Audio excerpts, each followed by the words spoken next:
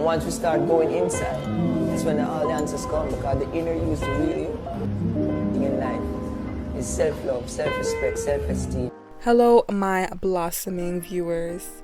So, as you guys read by the title, today I will be going over some tips and tricks on how to songwrite, especially if you find it difficult to songwrite, if you kind of get creative block, and you do not need to be ashamed of that because I can definitely relate to you.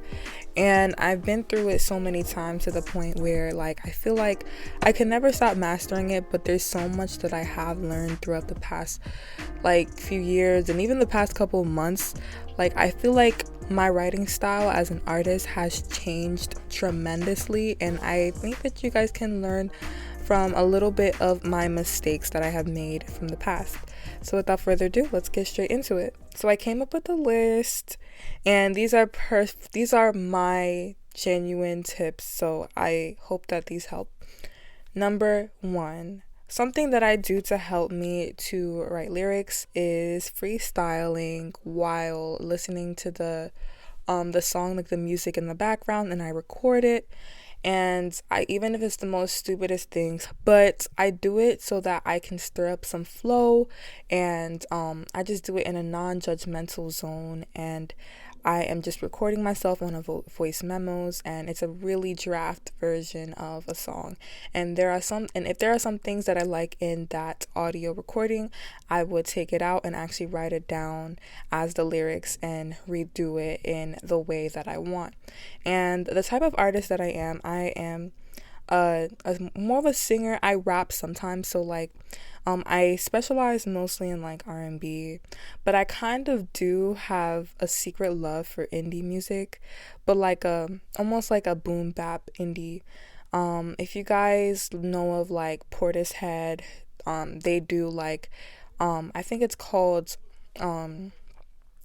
it's like trip hop, and it's like this techie fusion of hip hop and all of these other experimental sounds. I also really like Mac DeMarco. I love Dexter. A lot of these are underground artists, but I love them, and I love Willow Smith. Indie artists like them, and sometimes I like to combine it with my own fusion of hip hop. I love jazz rap. I love De La Soul and Tribe Called Quest. And I also love R&B, especially the oldies, like Kelly Price. I have to specify that. Mary J. Blige. I love Aaliyah. I love SWV.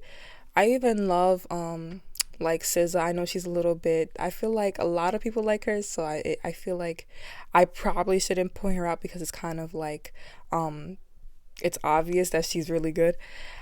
And there are so many others that just kind of gives you an overview. So maybe if you are a pop artist, this would resonate. If you listen to Chappelle Rowan or Olivia Rodrigo or Sabrina Carpenter, it's okay, join the party. Maybe these tips will help you as well. So number 2, analyze different song structures.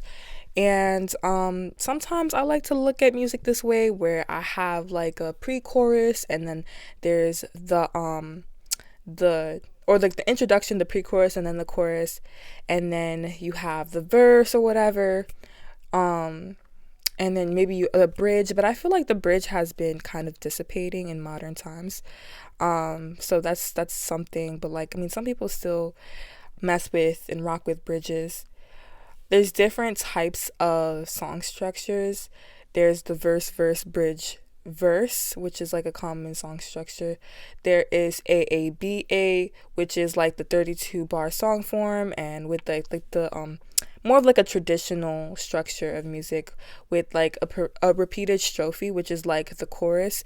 That's something that's repeating again and again. There is also an outro for some songs, but then there are also some songs that just repeat the same thing. You could mess with it. It doesn't have to be exactly following one specific song structure, but it's just to kind of help you get in the flow of a song, because I'm pretty sure a lot of people love a repetition so that they can feel the music. And I think it makes it easier for you on your end, maybe, if you don't have to think of so much lyrics or words to come up with. You get to just repeat the same thing. I think it's almost like a cheat, but at the same time it kind of makes your song catchy. Number 3, go to the dictionary. I love this one. And like, open your mind and your horizon to new vocabulary words and use it in your songs. I feel like this method is really common for rappers and hip hop, where they kind of go through the dictionary and pick out new words, especially because their music is very lyric heavy, so they have to kind of be creative with it. And I personally look up to rap as help, because they're so it's so dense. The lyrics are so dense and so creative, and I haven't heard of the lyrics from hip hop or rap in any other form of music. Like, in terms of pop or sometimes even indie, you would hear a lot of repetition, but hip hop is just a lot of verses on verses on verses. And some of the artists that I kind of look up to is like Common. I look up to Nas. I look up to Big L when it comes to hip hop. Even Tupac and Biggie. They're really good for like thinking of lyrics. Also Guru. There's like so many. And I just highly recommend just looking over at hip hop music if you want to kind of spice up your lyrics. Number 4, go to the word generator. Maybe you want to freestyle and you want to kind of like look at words that will help you to come up with lyrics. I personally don't use this method, but I know that a lot of people use this method and it helps them. What I do, another thing, number 5, write song lyrics as if you're journaling. And I'm a big journaler. I love journaling, and I think that this one is the most effective for me, where I'm just kind of writing my feelings on a topic, whether that's like New York weather, since I'm based in like New York, or like feelings about a person, whether I really, really like them or I dislike them. Maybe it's about like singing about my overall ambition or my personality, or maybe it's about my views on school or just waking up in the morning. It could be something so small and you could turn it into a song. And number 6, spice it up with fun words depending on like the song it is. You could use Rudolph or clown. You could use catchphrases or tongue twisters that spice up the song. Things like that. Maybe use like idioms or metaphors that would help with writing lyrics. Like, I'm probably going to list out the examples because right now my mind is kind of not thinking of any right now.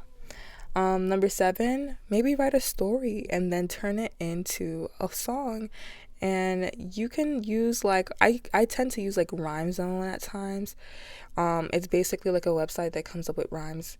And you don't always have to exactly rhyme them. They can be like similar, like morning, hoarding.